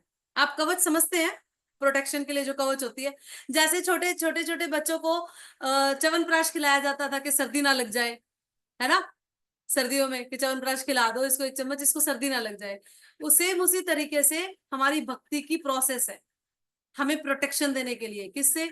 माया देवी से। अगर हम रेगुलरली ढंग से तरीके से जपा, हियरिंग रीडिंग, भक्तों का संग, जिसको संग बोलते हैं, मैंने बताया किसको बोलते हैं एक्चुअली संग, अगर ये करते हैं ना, तो हमारे ऊपर ये एक प्रोटेक्शन की लेयर बन जाती है, जिससे हम माया के संपर्क में नहीं आ पाते। नहीं तो फिर ये लगेगा हम सारा कुछ सीख लेंगे, सुन लेंगे इस फोन में रह के कई सालों तक, फिर गायब हो जाएंगे। फिर कभी मिलेंगे रोड पे, कभी रामनाथ माता जी को, माता जी पूछेगी हाँ भाई क्या चल रहा है, कहाँ हो, क्या कर रहे हो। अब सीख तो रखा है, क्योंकि कई साल की प्रैक्टिस कर रखी है। क्या करें माता जी, माया में फंसे हुए हैं। अरे भाई क्यों फंसे हुए हो? क्योंकि आपका श्रवण कीर्तन अच्छा नहीं चल रहा है, आपने उसे अच्छा नहीं चलने दिया, ढीला कर दिया, इसलिए आपने प्रोटेक्शन ली नहीं, है ना। आपने अपने चारों तरफ वो लेयर बनाई नहीं, सुरक्षा का कवच लिया नहीं, तो ऐसा हो जाएगा। अच्छा, कई बार हम भक्ति में ज्यादा आगे बढ़ रहे होते हैं, तो अपने सेकंड पार्टी को बोलते हैं ये बात कि बेटा वो आई नहीं लड़की, कितना टाइम हो गया, माता जी वो माया में फंसी हुई है। How do you know that वो माया में फंसी हुई है भाई? तुम कैसे जानते हो कि वो माया में फंसी हुई है? तुम्हारा कैसे अधिकार है ये बोलने का कि वो माया में फंसी हुई है ना। मैंने सुना कई बार वो माया में फंसा हुआ है। अब इतना सीख लिया हमने, है ना, माता जी से हमने कुछ एक वर्ड थे जिनसे हम फेमिलियर हो गए इस्कॉन में आके, कुछ 100-200 वर्ड थे जिनसे हम फेमिलियर हो गए। अब उन्हें कहीं भी घुसा दो, कहीं भी फिट कर दो, कैसे भी गलत है। आपको देखना पड़ेगा जो टर्म्स, जो वर्ड्स आपने सीखे हैं, उन्हें अप्रोप्रिएट वे में कैसे यूज किया जा सकता है। ये नहीं किसी भी शब्द को कहीं भी घुसा दिया आपने। माया देवी प्रभाव डालती है, माया में फंस जाते हैं लोग, इसलिए भक्ति नहीं करते। ले भाई वो माया में फंसे हुए हैं। मैंने बड़े बड़े लोगों को देखा है ऐसे बोलते हुए। बड़े बड़े लोगों को देखा है वो माया में फंसा हुआ है। अच्छा, आप माया में नहीं फंसे हुए, आप ऑलरेडी माया में हो, तभी तो ऐसी बात बोल रहे हो कि वो माया में फंसा हुआ है। क्योंकि जो माया में नहीं फंसा हुआ वो कभी ऐसा बोलेगा ही नहीं कि सामने वाला माया में फंसा हुआ है। वो हमेशा ये बोलेगा कि माया का जो प्रभाव है वो बहुत ज्यादा है, बहुत ज्यादा है, बहुत स्ट्रोंग है, बस उससे बचना है ना। हमें बचना है और दूसरों को भी बचाना है, ऐसा। ठीक है, क्या टाइम हो गया? 8 बज गए 5 मिनट हो गए। ये अगर हमारा थोड़ा सा बड़ा चलता है तो आप लोगों में से किस किस को हर्ज है? ज्यादातर बच्चों को नहीं होगा, इसलिए मैं पूछ लूं कि किसको हर्ज है, वो अपना हैंड रेज कर दे एक बार। अगर ये ज्यादा लंबा चलता है तो कोर्स, ट्रेनिंग, भाई ट्रेनिंग है ना, छोटी मोटी नहीं है, तो आप देख लें। चलो ठीक है, किसी को भी नहीं है, गुड गुड, किसी को भी नहीं है, तो हम इसको चलाएंगे बहुत शिद्दत से, अच्छे से।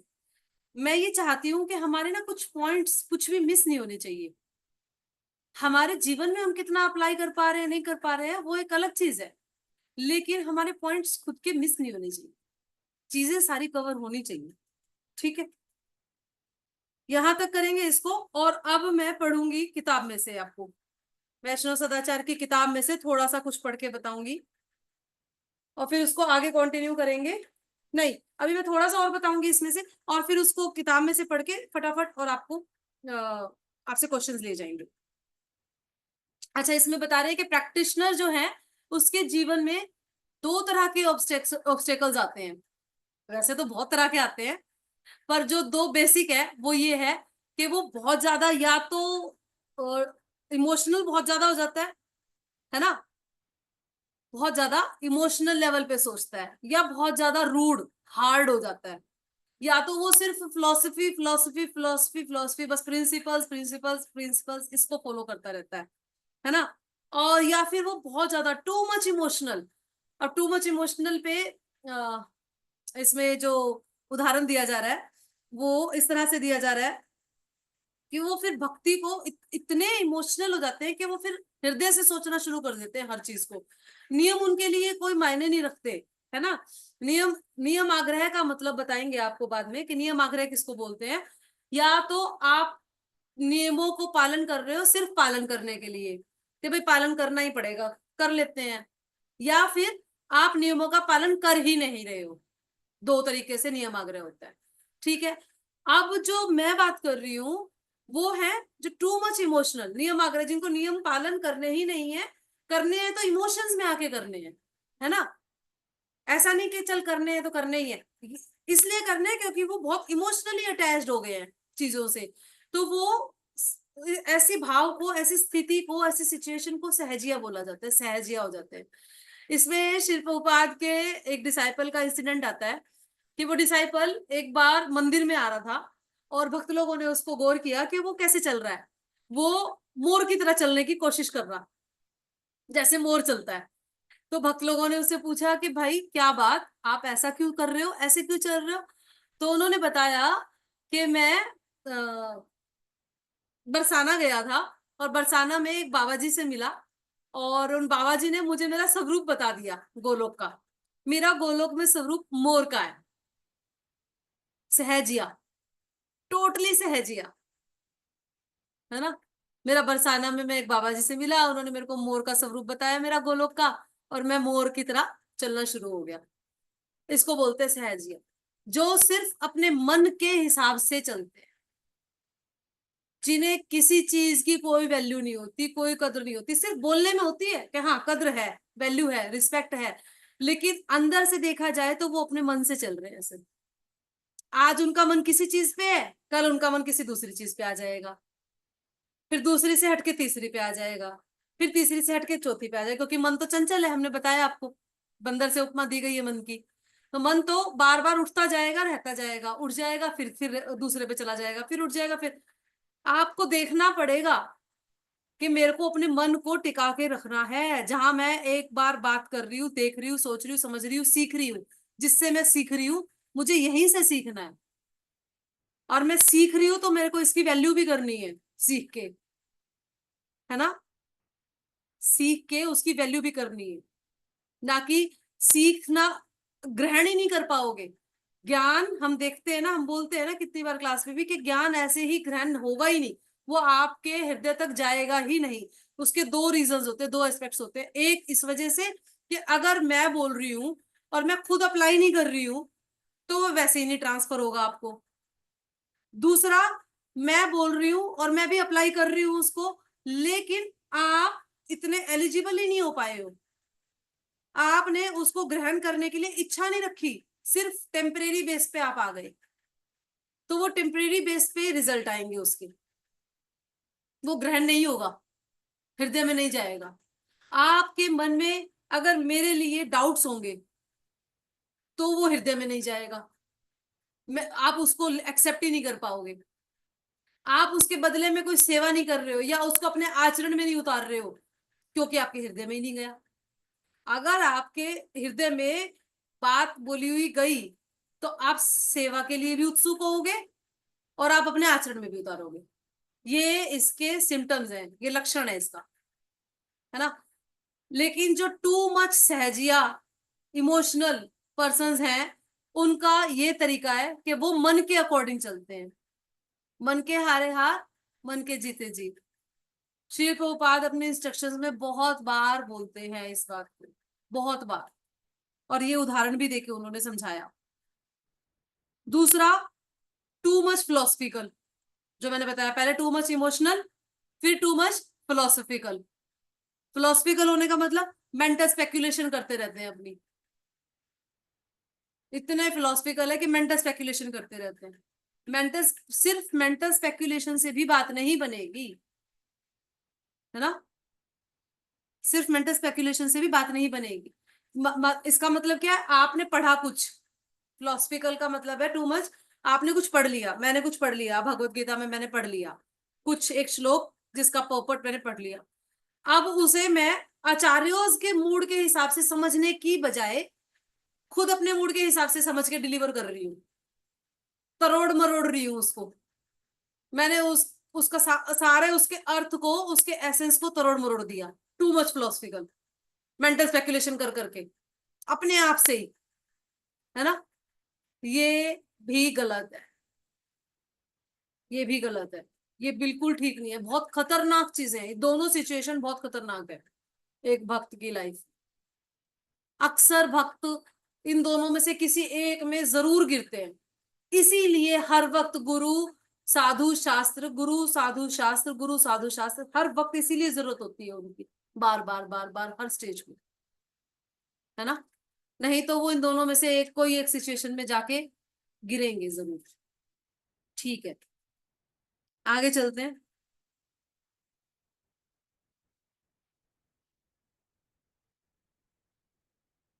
हाँ हाँ, दूसरी बात है, जैसे हम ये शास्त्र बोलते हैं, शास्त्र पढ़ो, शास्त्र पढ़ो, आपका जीवन शुद्ध होएगा, शास्त्र पढ़ो, आपका जीवन सफल होएगा, शास्त्र पढ़ो, शास्त्र पढ़ो, है ना, बोलते हैं हम कितना शास्त्र पढ़ो। लेकिन ये शास्त्र क्यों पढ़ने होते हैं?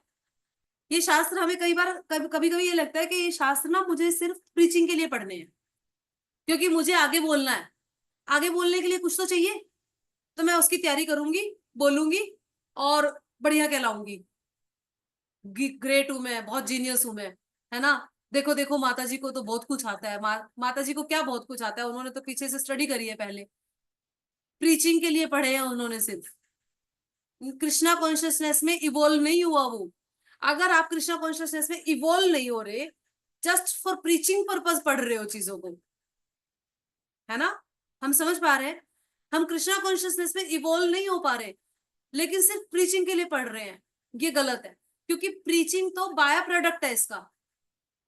शास्त्रों को अध्ययन करने का पहला मकसद है कि आप कृष्णा कॉन्शियसनेस में एलिवेट हो, है ना, इसमें आगे बढ़ो, ना कि प्रीचिंग में। सिर्फ प्रीचिंग पर्पज से पढ़ोगे तो प्रीचिंग पर्पज तो इसका बाय प्रोडक्ट है शास्त्रों को पढ़ने का, है ना। पर प्रीचिंग करने के लिए शास्त्र तो पढ़ने पड़ेंगे, लेकिन वो आपके जीवन में नहीं उतार रहे हो तो वो बेकार है, फिर इवॉल्व नहीं हो पा रहे हो आप। ठीक है, इसमें बता रहे शिल प्रपात के, जो जो कृष्णा कॉन्शियस की प्रोसेस है, ये इतनी एलिवेटेड है और इतनी प्योर है, इतनी क्लियर है, इतनी क्लैरिटी है इसके अंदर, कि आप अगर आंख बंद करके भी चलोगे ना तो गिरने का कोई सवाल नहीं बनता। अगर आप आंख बंद करके भी चलोगे तो भी गिरने का कोई सवाल नहीं बनता, तो भी आपकी जीत पक्की है, आप शुद्ध भक्ति के लेवल तक पहुंच जाओगे। ब्लाइंड आइज से भी, बंद आइज से भी, सॉरी क्लोज आइज से, नॉट ब्लाइंड। ब्लाइंड का तो मतलब ये हो गया कि आपने गुरु साधु शास्त्र को चेक ही नहीं किया, not blind, that is closed. Closed eyes से भी चलोगे तो आप शुद्ध भक्ति के लेवल तक पहुंच जाओगे। ठीक है। हम्म। अच्छा, कई बार क्या होता है कि हम भक्ति में लगे रहते हैं, धीरे धीरे फिर हम सेवा भी करने शुरू कर देते हैं, सेवा स्वीकार करनी शुरू कर देते हैं, चलो जी माता जी मैं करूंगी ये सेवा, मैं करूंगी ये सेवा, मैं करूंगी। फिर सेवा का क्रेडिट लेने का भी मन करता है हमारा, हमने की, हमने की, हमने की, है ना। भक्ति में लगे रहने से सेवा करने की इच्छा आती है, ये मैंने काफी बार बताया है। और जब सेवा करने की इच्छा आती है तो उसके साथ साथ क्रेडिट लेने की भी इच्छा आती है। आप सेवा करने की इच्छा को पालो, क्रेडिट लेने की इच्छा को मत पालो, वो हानिकारक है ना, वो हानिकारक, बहुत ज्यादा हानिकारक है, इससे बचना चाहिए।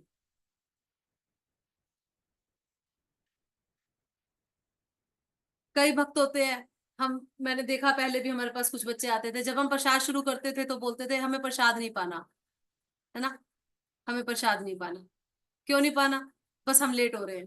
क्यों? भक्तों के साथ बैठ के प्रसाद पाना भी भक्ति की एक प्रक्रिया है ना।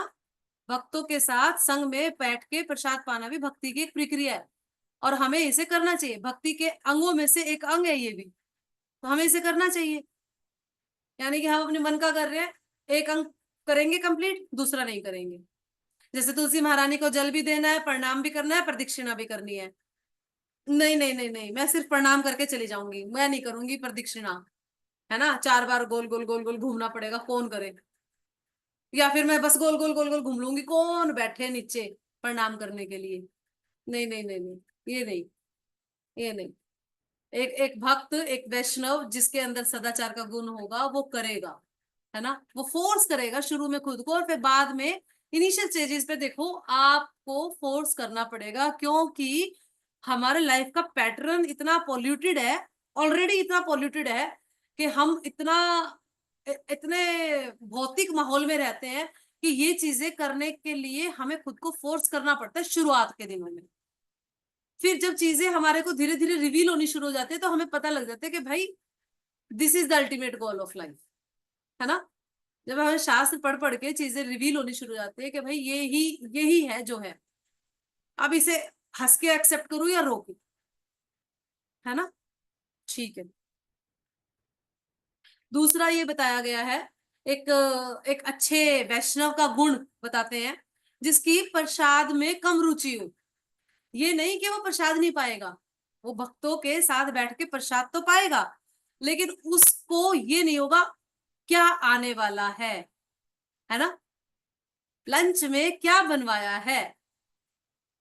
एक बार एक भक्त बता रहे थे कि अ, जैसे उन्होंने एक क्लास सुनी कि हाँ भक्तों की प्रसाद में कम रुचि होनी चाहिए, ऐसे भक्त एडवांस होते हैं, ऐसे भक्त धीरे धीरे एडवांस करते हैं जिनकी प्रसाद में कम रुचि होती है। कम रुचि का मतलब ये नहीं आपको कम खाना है, कम रुचि का मतलब कि आपके स्वादानुसार नहीं बना हुआ फिर भी आप उसको ग्रहण कर रहे हो, है ना। आपके स्वाद, आपके टेस्ट बर्ड्स को वो सेटिस्फाई नहीं कर रहा, स्टिल आप उसको, प्रसाद है वो, और उसको पेट भर के खा रहे हो, यूं नहीं कि सिर्फ हाँ भाई प्रसाद है सिर्फ इसलिए खा रही हूँ, उसको अच्छे से पेट भर के खा रहे हो, है ना। तो एक भक्त का बता रहे थे कि वो क्लास सुन के आया ऐसे ही वैष्णव सदाचार की, और बाहर आके उसने देखा कि 12 आइटम बने हुए हैं। इस्कॉन में तो आपने देखा है कि इससे कम तो आइटम बनते नहीं है, 10 12, 10 12 13। अभी हम महाराज के डिसअपेरेंस पे गए हुए थे फर्स्ट एनिवर्सरी पे, तो एक टाइम में 13 13 14 14 आइटम्स होते थे वहां पर थाली में, है ना, 5 से 6 तो मीठे ही मीठे होते थे उनके। तो इतने आइटम बने हुए, तो उन्होंने बोला प्रभु जी अभी तो आपने ये सिखाया था कि प्रसाद में रुचि नहीं होनी चाहिए, और अब आप लोगों ने इतना सारा प्रसाद मैनेज कर रखा है। तो वो भक्त बोले, सीनियर बोले कि ये आपके लिए नहीं है। आप मत खाओ, है ना, आप मत खाओ, ये आपके लिए नहीं है, ये बाहर के लोगों के लिए बना हुआ है इतना, तो आप अपने आप को बचाओ। ये नहीं कि हाँ अब बना तो इस्कॉन में ही हुआ है, पा तो इस्कॉन का ही रहे हैं, भोग ही तो लगा हुआ है, आने दो, जो मिल रहा है आने दो, है ना, भर भर के आने दो। नहीं, प्रसाद में रुचि इतनी नहीं होनी चाहिए, एडवांसमेंट नहीं आएगी। जो मिल रहा है अपनी इंद्रियों पे कंट्रोल करके और साधा भोजन करेंगे तो सद्गुण आएंगे, सतोगुण आएगा, है ना।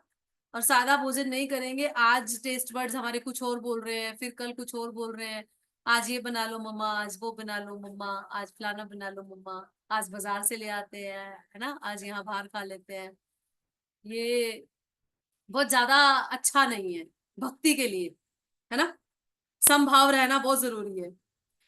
अब इसमें नेक्टर ऑफ इंस्ट्रक्शन के श्लोका पढ़ने थे मुझे, जिसमें 6 प्रकार की क्वालिटी बताई गई है भक्त की, और फिर ये भी बताया गया है कि उसको क्या नहीं करना चाहिए, क्या करना चाहिए। इस तरह से करके 3 से 4 श्लोक हैं जो मैं अब नहीं पढ़ूंगी, हमें काफी लेट हो जाएगा। ठीक है, तो मैं अब फटाफट से किताब में से पढ़ती हूँ जो किताब में बताया गया है। आप लोग यहाँ ये सोच के आए होगे ना कि हमें मंदिर में कैसे बैठना है ये सिखाएंगे, ये भी आएगा, ये सब आएगा इसमें। पर मंदिर में कैसे बैठना है, मंदिर में कैसे जाना है, धाम में कैसे जाना है, ये सब तब आएगा जब आप पहले ये सुनो दोगे। वो सिर्फ आप सुन सुन के कान से निकाल दोगे, कहोगे नहीं होगा भाई, नहीं होगा। अभी मैं आपको कहूँ 4 घंटे आपको भगवान के सामने पांव फैला के नहीं बैठना, बैठ जाओगे? नहीं, नो। 4 घंटे कॉन्टिन्यू आपको भगवान के सामने अगर आप बैठे हो, या भक्तों के सामने, सीनियर्स के सामने, गुरु के सामने, तो पैर नहीं फैला के बैठना, ये नियम है। लेकिन आप नहीं बैठ पाओगे जब तक आपको ये चीजें क्लियर नहीं होगी। पहले इसकी प्रैक्टिस चलेगी, है ना। क्रिटिसाइज नहीं करना, बैक बाइटिंग नहीं करना, प्रसाद पे कंट्रोल करना है, इंद्रियों पे कंट्रोल करना है, इस तरह से चीजें जब आपको समझ आएगी, घमंड नहीं करना, उल्टा नहीं बोलना, है ना, प्रजल्पा नहीं करना, बेकार का अपना टाइम खराब नहीं करना इधर उधर किसी से बात करके फालतू, किसी को तुच्छ नहीं समझना, एटिकेट्स के साथ रहना। जब आपके अंदर ये वाले सारे एटिकेट्स आएंगे ना, then you can follow that कि हाँ भाई, नहीं पैर फैला के बैठना, वो भी आएगा इसमें। ठीक है, आगे चलते हैं। हाँ, इसमें बताया गया है कि मंदिर में पालन करने वाले नियम। सबसे पहला नियम बताया है इन्होंने कि विनम्रता के साथ हमें मंदिर में घुसना चाहिए, और खुद को सब स्वयं को दास मानते हुए और बाकी सारे भक्तों को वैष्णव मानते हुए हमें मंदिर में घुसना चाहिए। और मंदिर के दरवाजे पे ही, ये इसमें नहीं है लेकिन हमें ट्रेनिंग में सिखाया गया था, दरवाजे पे ही आपने नॉक किया और वांछा कल्पतरुभ्यश्च का मंत्र बोला, और फिर आप मंदिर के अंदर एंटर कर रहे हो। जिससे आपको हर, क्योंकि हमें सिखाया जाता है आपने वैष्णव को देखा, देखते ही आपने उसको प्रणाम करना है।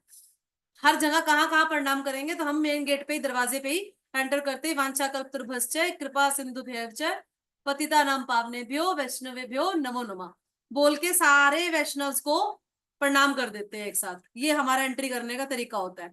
ठीक है, अभी इसमें हरिभक्ति विलास में प्रणाम पद्धति बताई गई है। हमें पता है भगवान को हम उनके राइट साइड से प्रणाम करते हैं, सारे डेमिगॉड्स को हम उनके लेफ्ट साइड से प्रणाम करते हैं, और वैष्णव को हम सामने से प्रणाम करते हैं। पर इस चीज को बहुत ज्यादा लोग फॉलो नहीं करते, जहां तक मैं देखती हूँ। वो कहीं भी प्रणाम करते हैं, किसी को भी कैसे भी। डेमिगॉड्स को कहाँ करना चाहिए, वैष्णव को कहाँ से करना चाहिए, और भगवान को कहाँ से करना चाहिए, ये सारा बताया गया है इसमें। अच्छा, दंडवत प्रणाम का ही माताएं देखिए मैंने पूरी बिछ जाती हैं, है ना, पूरा डंडे की तरह हो जाती हैं। कहीं नहीं लिखा हुआ ऐसा, शास्त्रों में कहीं भी नहीं लिखा हुआ, और वो पूरी लंबी बिछ जाती हैं। हमारा हमेशा से सिर्फ और सिर्फ पंचांग प्रणाम लिखा हुआ है। पंचांग प्रणाम करती हैं माताएं, लड़कियां, फीमेल्स, है ना। दंडवत प्रणाम करते हैं प्रभु जी लोग। ठीक है, और प्रणाम करते हुए अभी मेरे पास जपमाला नहीं है। हम लोग सपोज करते हैं ये जपमाला है ना। इस डिवाइस को हम एक बार, हालांकि बहुत निकृष्ट सा, क्रूड सा एग्जाम्पल हो गया, लेकिन फिर भी हम समझने के लिए, आपने लोगों को देखा होगा ऐसे करते हुए, लेकिन अगर आपको पता नहीं होगा तो आप भी वैसे ही कर दोगे। फिर कल को अगर मैं देखूंगी तो मेरा माथा चकरा जाएगा कि यार ये ऐसे कैसे कर रही है प्रणाम। तो फिर आप कहोगे कि माता जी, वो माता जी ऐसे कर रही थी तो मैंने भी कर लिया। तो वहां मेरी कमी होगी कि मैंने आपको नहीं सिखाया कि प्रणाम कैसे करना है। आपने प्रणाम हमेशा नीचे हाथ, ऐसे नीचे हाथ करके करना है ना। कई लोग आपने देखा होगा एक हाथ यहाँ है, जपा बैग ये है, समथिंग लाइक दैट। समझ पा रहे हैं हम, पोजीशन को समझ पा रहे हैं हम? ऐसे ऐसे प्रणाम करते हैं कई भक्त लोग। मैं इसकी फोटो करके ग्रुप में भेज दूंगी, चेक करना। ऐसे प्रणाम नहीं होता, आपको जपमाला को पीछे ऐसे करके हाथ में प्रणाम नहीं करना होता। उसको आप हाथ में ऐसे आगे ले सकते हो, है ना, अपनी हथेली में रख के आगे कर सकते हो, पर ये तरीका नहीं है। अदरवाइज उस जपा बैग को पोटली के अंदर, अपने बैग के अंदर रख के फिर प्रणाम करना होता है। प्रणाम करने की पद्धति हमें पता है, प्रभुपाद से शुरू करके और फिर आगे सारी चलती है, ऊपर तक चलती है प्रणाम की पद्धति। अच्छा, कई लोग प्रणाम करते करते ही मतलब गर्दन को ऐसे रख लेंगे, ऐसे रख लेंगे, नहीं, गर्दन ऐसे ही रहेगी नीचे की तरफ, है ना, आपका माथा भूमि से लगा होना चाहिए। ठीक है। अर्चा विग्रह के सामने कैसा बैठना होता है, चलो ये टॉपिक आ ही गया, आपका फेवरेट, है ना। अर्चा विग्रह को देखने का तरीका होता है कि आपको उनको चरणों से शुरू करना होता है। भगवान को जब आप दर्शन करते हो, हम जब दर्शन करते हैं तो पट खुलते ही क्या करते हैं, सीधा, हाँ कैसे लग रहे हैं राधा श्याम सुंदर, सीधा, सीधा मुंह पे आक्रमण, सीधा उनके चेहरे पे आक्रमण होता है ना। बस चेहरा देख लूं कैसा लग रहा है, ड्रेस देख लूं कैसी लग रही है। और फिर चाहे आपने वहां पर 2 मिनट बिताए, चाहे आपने वहां पर 25 मिनट बिताए, जैसे ही ऑल्टर के बाहर आप निकले और आपसे पूछा गया क्या पहन रखा है राधा श्याम सुंदर जी ने आज, बताना, वहीं पर फेल, नहीं पता क्या पहन रखा है, क्योंकि हम तो कुछ और ही देखने में बिजी हो गए थे ना। तो चरणों से दर्शन शुरू होते हैं भगवान के, हमेशा। आपको अपनी आंखों को ऐसी आदत डालनी है कि मन करेगा चेहरे पे चले जाएं, लेकिन चरणों से शुरू करना है। और बहुत जल्दी नहीं मचानी ऊपर तक जाने की, देख लिया, नहीं नहीं नहीं, चरणों से शुरू करके दर्शन धीरे धीरे आप देखिए, भगवान कितने सुंदर लग रहे हैं, है ना। भगवान की जांघें, भगवान के नीचे के पांव, फिर भगवान की नाभि, कमर, कंधे, वक्षस्थल, मुखमंडल, केश, स्माइल, फिर देखे उनकी सारा, उनको पहनाए गए आभूषण। आभूषण भगवान को सुंदर बनाते हैं या आभूषणों की सुंदरता भगवान से बनती है, आभूषणों की सुंदरता भगवान से बनती है। आप आज के दर्शन भी देखेंगे ना, तो राधा श्याम सुंदर के क्या ही हार है वो जो बनाए गए हैं, पहनाए गए हैं भगवान को, बहुत सिंपल से है ना। उसे हैंडमेड, हैंडमेड है शायद वो वाले। मैं देख पा रही थी कि शायद हमारे ग्रुप में हमारे पास एक बच्चा है काजल, वो बना सकती है उस तरह की चीज। तो अब देखने में बिल्कुल ऑर्डिनरी है वो हार, अगर मैं पहनूंगी तो वो और भी भद्दी लगूंगी, है ना। और जब भगवान पहनेंगे तो वो हार भी सुंदर लग रहा है, और भगवान तो अपने आप में बहुत सुंदर है ही। तो आभूषणों की शोभा भगवान से होती है। भगवान बिना आभूषण के भी वैसे ही लगते हैं, है ना, उतने ही आकर्षक, उतने ही सुंदर। और फिर श्री प्रभुपाद बताते हैं एक तात्पर्य में कि विग्रहों पर मनन करना चाहिए, है ना, और उन पर ध्यान लगाना चाहिए, जो कि हमें अपनी इंद्रिय तृप्ति की, जो हमारे अंदर इच्छाएं हैं ना, बहुत ज्यादा इच्छाएं हैं, वो कम होती है, उन्हें उन्हें कम करने में मदद मिलती है हमें। हम जितना विग्रहों की तरफ ध्यान लगाएंगे ना, जितना मनन करेंगे, जितना देखेंगे भगवान को ज्यादा से ज्यादा। और ये नहीं है कि भगवान सिर्फ वो मंदिर में ही बैठे हैं, है ना। अगर आप घर में अच्छी सेवा कर रहे हो तो वो भी भगवान है वहां पर। जहां अच्छी सेवा हो रही है ना, वहां भगवान है। जहां अच्छी सेवा नहीं हो रही, वहां भगवान नहीं। आपने लाके धूल मिट्टी चढ़ा रखी है, तो वहां भगवान नहीं, है ना। भगवान के ऊपर आपने धूल मिट्टी चढ़ा रखी है, कोई स्नान नहीं, कोई भोग नहीं, कोई श्रृंगार नहीं, कोई आरती नहीं, कुछ नहीं, तो फिर नहीं है वो, फिर वो सिर्फ मूर्ति है। लेकिन जहां जहां भगवान की सेवा हो रही है, वहां भगवान है। अगर आप उन्हें काफी काफी टाइम तक देखेंगे, उनका ध्यान करेंगे, चिंतन करेंगे ना, तो आपका आकर्षण भौतिक चीजों से कम हो जाएगा, खत्म भी हो जाएगा। ठीक है। मंदिर में बैठने की विधि मैंने आप लोगों को बताई, है ना, कि पैर खोल के नहीं बैठना चाहिए भगवान के सामने। और दूसरा एक और होता है, कई बार हमने देखा है कि आप देखिए, मैं आपको फोटो दिखाई, नहीं, बाद में मैं फोटो करके भेजती हूँ इसकी ना। मंदिर में बैठने का तरीका, जैसे कि हम कई बार पैरों को हाथ लगा के बैठे होते हैं मंदिर में, या क्लासेस में, या कहीं पे भी, जहां पे भी हम आध्यात्मिक शिक्षा लेने आए हुए हैं, क्लासेस लेने आए हुए हैं, वहां हम या तो पैरों को हाथ लगा के बैठे हुए हैं, ये भी मैं फोटो भेजूंगी आपको, इसका चित्र खींच के मैं आपको व्हाट्सएप ग्रुप पे भेजूंगी। तो किसी भी तरह से एक एक हाथ आपका पीछे है, एक हाथ आपका पैर पे है, या तो फिर आपके हाथ में जो ग्रंथ है वो आपने घुटने से नीचे के हिस्से पे रखा हुआ है, जपा बैग है वो घुटने से नीचे के हिस्से पे रखा हुआ है, ये नहीं है वैष्णव सदाचार। और डिटीज के सामने आपका मंदिर चाहे आपके कमरे में हो, चाहे कहीं बाहर हो, ये बहुत ध्यान रखने योग्य बातें होती है, जो लोग नहीं रखते हैं। अरे मैंने लोग ना, मंदिर में भी लोग कलह कर रहे होते हैं भगवान के सामने, मैंने टेम्पल में देखे हैं लोग जोर जोर से बोल रहे होते हैं, ऊंचा ऊंचा बोल रहे होते हैं। आप अपने घर से प्रैक्टिस शुरू कीजिए कि अर्चा विग्रह के सामने आपको जोर से नहीं बोलना, झगड़ा नहीं करना, किसी की निंदा नहीं करनी, किसी की अवहेलना नहीं करनी, किसी पे क्रोध नहीं करना, और किसी का मन दुखे इस तरह के शब्द नहीं बोलने, और भगवान के सामने किसी और को ग्लोरीफाई नहीं करना। भगवान के सामने मुंह उठा के किसी और को ग्लोरीफाई नहीं करना। देवताओं की निंदा नहीं करनी, कभी भी, कभी भी। मजाक नहीं करना, बेकार की फालतू बातें नहीं करनी, हाँ हाँ ही हु हा हा, है ना, ये नहीं करना। और सबसे ज्यादा टफ टास्क जो है, झूठ नहीं बोलना। अब प्लीज ये मत बोलना कि विग्रहों के सामने ही नहीं बोलना ना माता जी, अपने रूम में जाके तो बोल सकते हैं। वो तो पहले ही बता दिया था कि वैष्णव होने के गुण है कि आपको झूठ नहीं बोलना, है ना। आप किसी से कुछ नहीं बताना चाहते तो मत बताओ, टाल दो उस बात को। टालना सीखा है ना, सीख जाओ, पर झूठ मत बोलो, टाल दो, है ना। मत बताओ, कोई जरूरी नहीं है, टाल दो।